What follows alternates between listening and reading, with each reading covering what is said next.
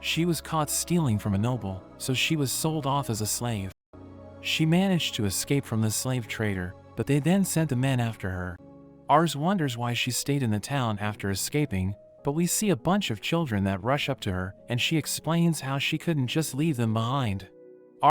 Ars rushes down and asks them what's going on, so they tell him that Charlotte was taken. We learn that Charlotte can't remember when she last cried, and she lived a miserable life because her parents abandoned her. So she had no choice but to steal from others, wondering why she was even born into this world. The men take Charlotte to their boss, and they beat her up, wondering why she isn't crying, but their boss Albert reminds them not to ruin her appearance because she's already been sold. They take her money away, and she tries to resist, but one of the men stops her.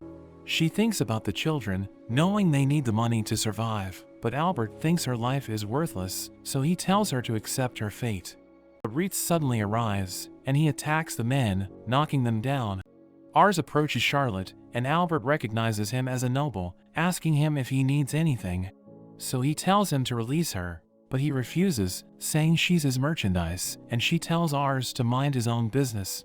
But he tells her he's worried about her, because her eyes always looked empty, and he notes that she lacks ambition despite her exceptional talent.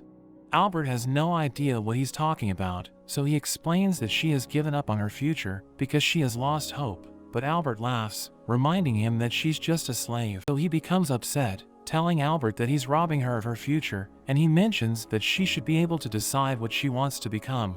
We learn that Charlotte decided to close her heart, and she never cried, because she thought it was a sign of weakness, knowing she needed to do what was necessary to survive.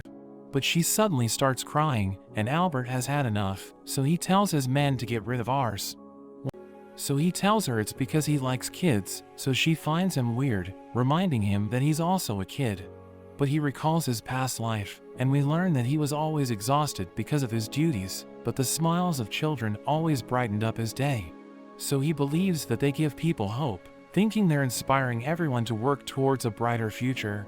So he wants to give them a place to enjoy their lives, thinking it's his duty as a ruler, and she likes his answer, so she decides to join him, saying she wants the children to be happy.